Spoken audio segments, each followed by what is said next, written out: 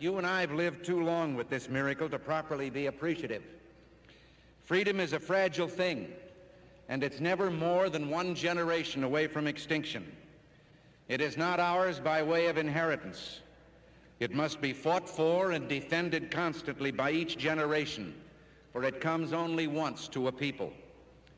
And those in world history who have known freedom and then lost it have never known it again. Knowing this, it's hard to explain those among us who even today would question the people's capacity for self-government. I've often wondered if they will answer, those who subscribe to that philosophy, if no one among us is capable of governing himself, then who among us has the capacity to govern someone else? Using the temporary authority granted by the people, an increasing number lately at all levels of government have sought control even of the means of production, as if they could do this without eventually controlling those who produce. And always they explain this as necessary to the people's welfare. The deterioration of every government begins with the decay of the principle upon which it was founded. This was written in 1748, and it's as true today as it was then.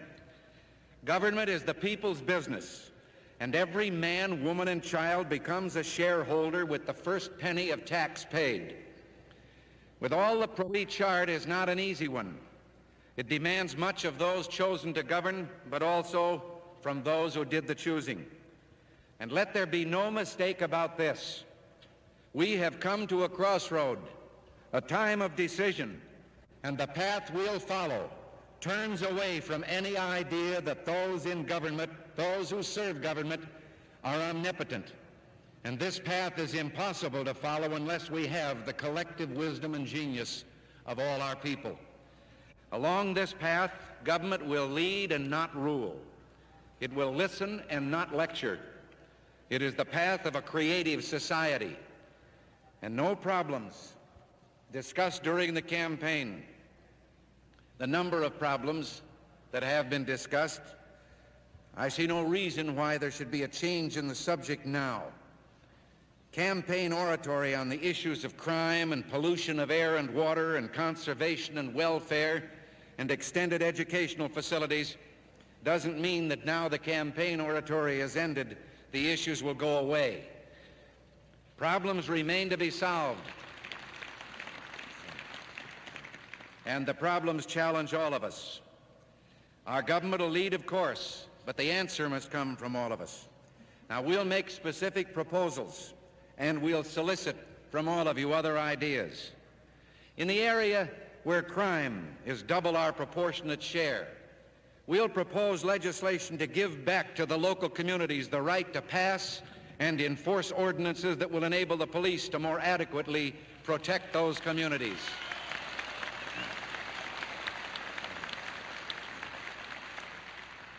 Legislation already drafted will be submitted calling upon the legislature to clearly state in the future whether newly adopted laws are intended to preempt the right of local governments to legislate in the same field. And hopefully this will free our judges from having to guess in the future the intent of those who passed that legislation in the first place. At the same time, I pledge my support and my fullest effort to a plan that will remove from politics once and for all the appointment of judges.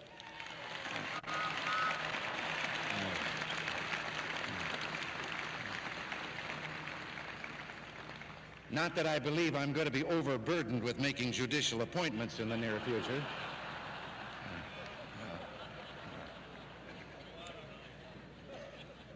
But just as we assume a responsibility to guard our young people up to a certain age from the possible harmful effects of alcohol and tobacco, for example, so I believe we have a right and a responsibility to protect them from the even more harmful effects of exposure to smut and pornography. We can and must and will frame legislation which will accomplish this purpose without endangering freedom of speech or press. When it is fiscally feasible, we hope to create a California Crime Technological Foundation utilizing both public and private resources in a major effort to employ the most scientific techniques for the control of crime. And at such a time, we should explore the idea of a state police academy to assure that the police of even our smallest communities can have the most advanced training. We lead as a state in many things. We're going to stop leading in crime.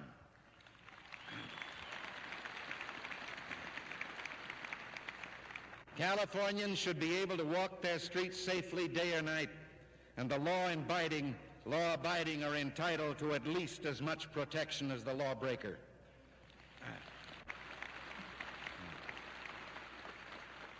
And while on the subject of crime, those with a grievance can seek redress in our courts or in our legislature, but not in our public streets.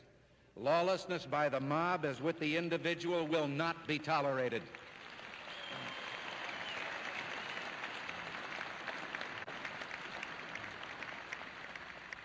We will act firmly and quickly to put down riot or insurrection wherever and whenever the situation requires. Welfare. Welfare is another of our major problems. We're a humane and a generous people, and we accept without reservation our obligation to help the disabled, the aged, and those unfortunates who, through no fault of their own, must depend on their fellow men. But we are not going to perpetuate poverty by substituting a permanent dole for a paycheck.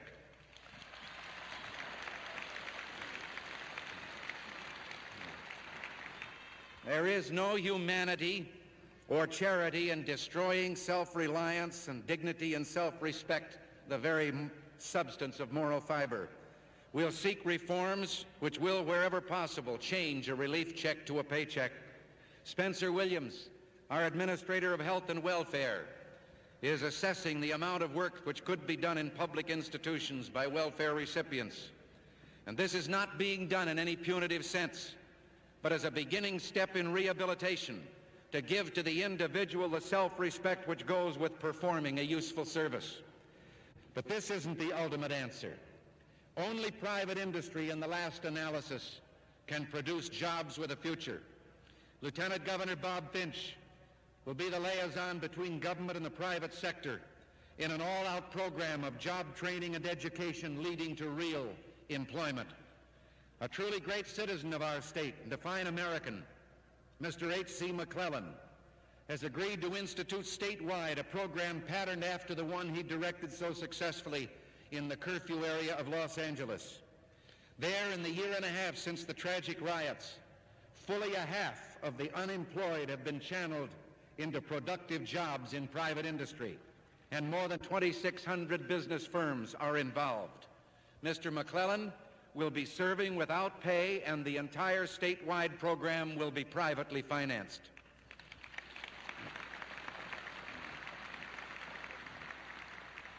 And while this program will be directed at all who lack opportunity, it offers a hope especially for those minorities who today have a disproportionate share of poverty and unemployment. In the whole area of welfare, everything will be done to reduce administrative overhead, cut red tape, and return the control of much of this program into the possession of those who administer the program at the county level. And the goal will be investment in and salvage of human beings. This administration will cooperate with the State Superintendent of Education in his expressed desires to return more control of curriculum and selection of textbooks to the local school districts.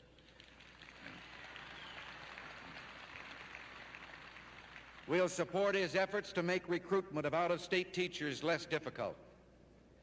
And on this subject of education, hundreds of thousands of young men and women will receive an education in our state colleges and our universities.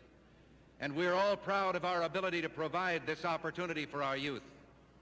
And we believe it is no denial of academic freedom to provide that education within a framework of reasonable rules and regulations, nor is it a violation of individual rights to require obedience to those rules and regulations, or to insist that those unwilling to abide by those rules seek that education elsewhere.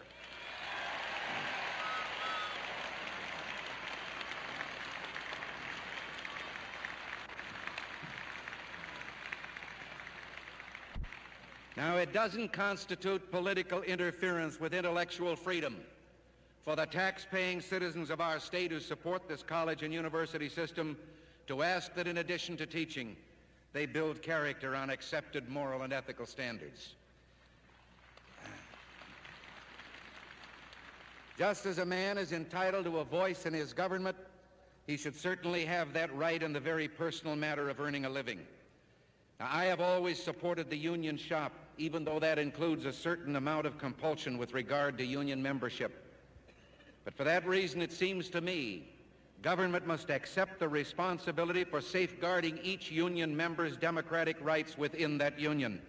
And for that reason, we will submit legislative proposals guaranteeing each union member the right to a secret ballot in his union on policy matters and the use of union dues.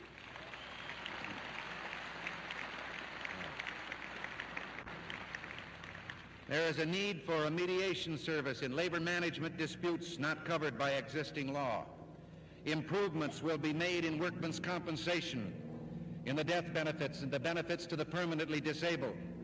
But at the same time, tightening procedures are needed to free business from some unjust burdens.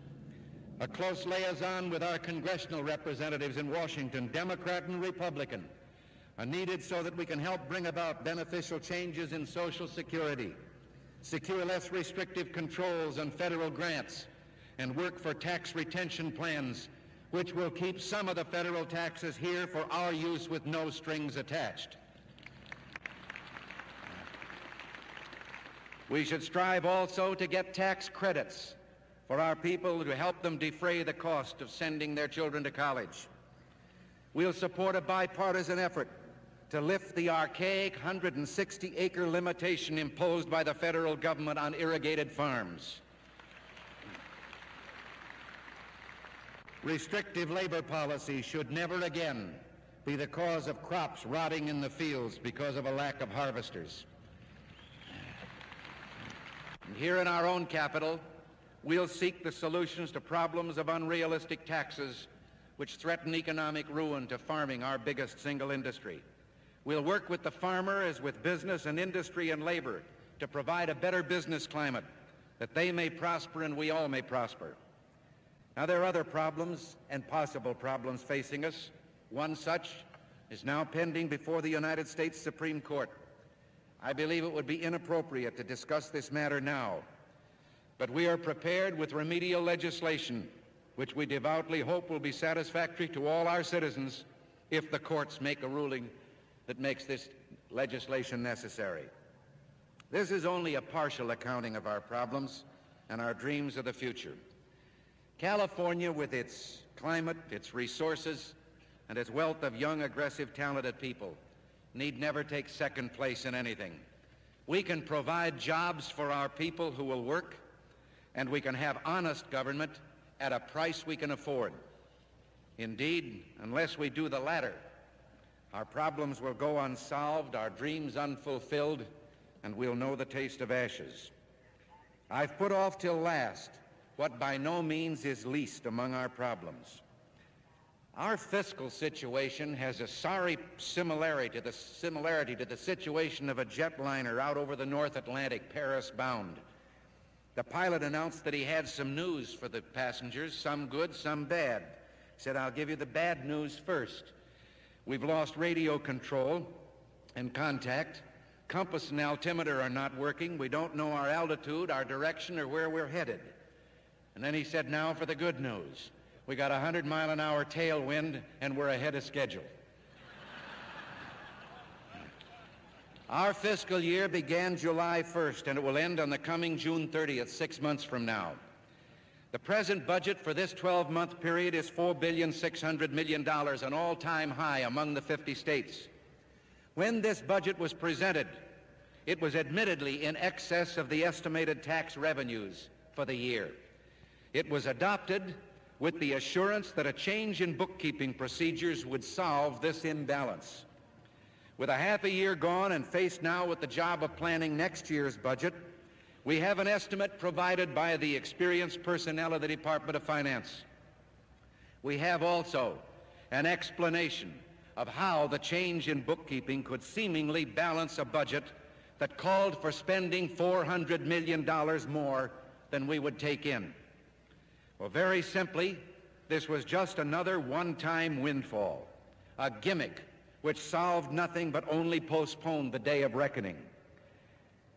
It was done by financing this 12 months of spending with 15 months of income. Virtually all the revenues in the first quarter of next year, for the months of July, August, and September, are being used and will be used to finance this year's expenses up to June 30th. And incidentally, even that isn't enough. We'll still have an estimated deficit as it looks now of some $63 million. Now, with this budget established at the present level, we're told that it, of course, must be increased for next year to meet the added problems of population growth and inflation. But the magic in that changed bookkeeping is all used up.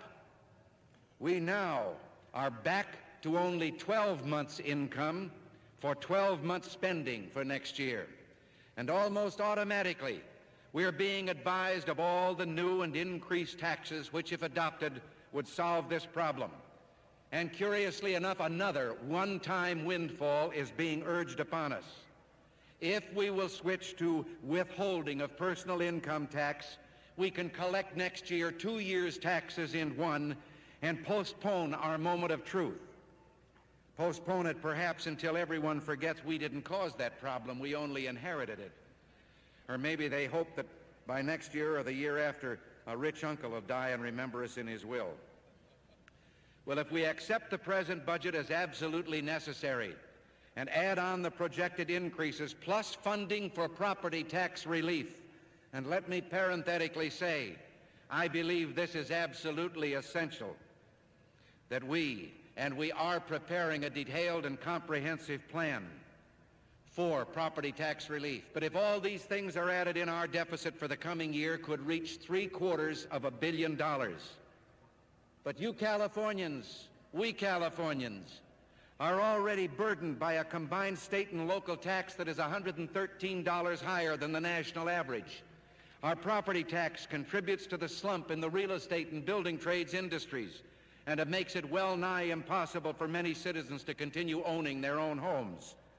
For many years now, you and I have been shushed like children and told there is no simple answer to the complex problems which are beyond our comprehension. Well, the truth is, there are simple answers. There just are no easy answers. The time has come for us to decide whether collectively we can afford everything and anything we think of simply because we think of it. The time has come to run a check and see if all the services that government provides were an answer to our demands, or were they just goodies dreamed up for our supposed betterment. The time has come to match outgo to income instead of doing it always the other way around.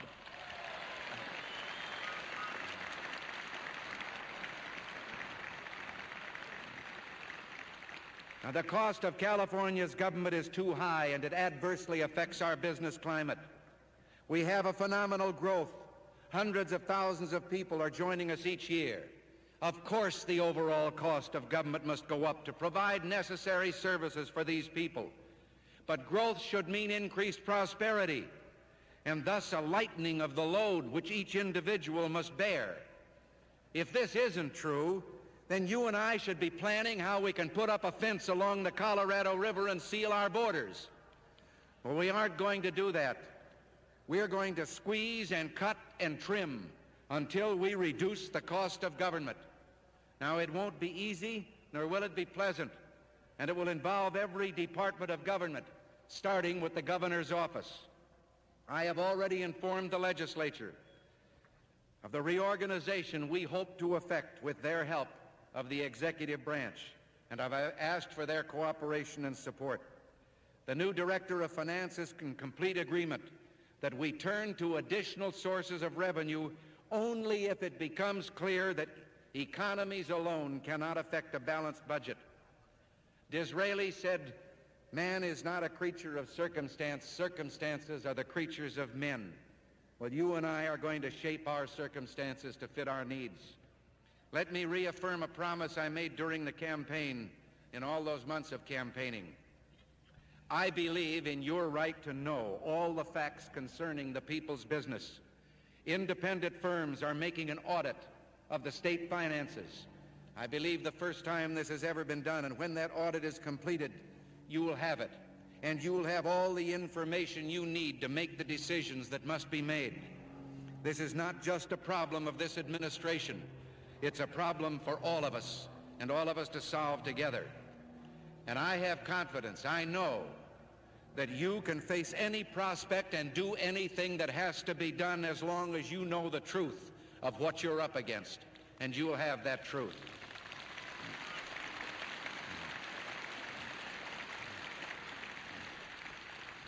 We'll put our fiscal house in order, and as we do, we'll then build those things we need to make our state a better place in which to live, and we'll enjoy them more because we know we can afford them and they're paid for.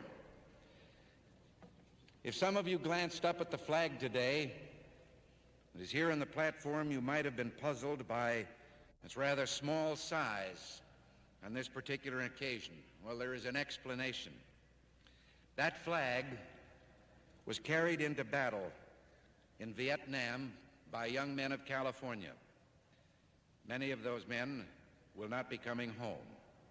One did, grievously wounded. Sergeant Robert Howell is with us here today. He brought that flag back to us. They were proud enough to carry it, and I thought we'd be proud to have it fly here at the Capitol on this occasion today.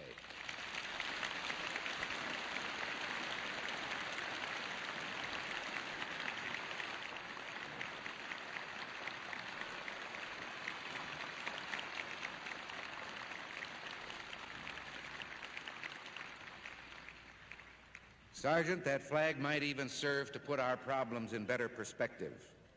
It might remind us that we need to give our sons and daughters a cause to believe in and banners to follow. No generation has fought longer and harder for freedom or paid a higher price than ours. But the fulfillment of our destiny demands more. We can make this way of life we call a state, we call California, a place of unlimited opportunity, a golden dream for all who have the courage to dare. If this is a dream, it's a good dream, and it's worthy of our generation, and it's worth passing on to the next. This is the eventual fulfillment of our destiny. I have every confidence that we, a little ahead of the sergeant's generation, a little older, who have lived through 3 wars and a cataclysmic depression, I believe that we are capable of fulfilling our destiny. We can pass this dream on, so worthy of us and worth passing on to the next. And all we should make to today is let this day mark the beginning of that fulfillment. Thank you.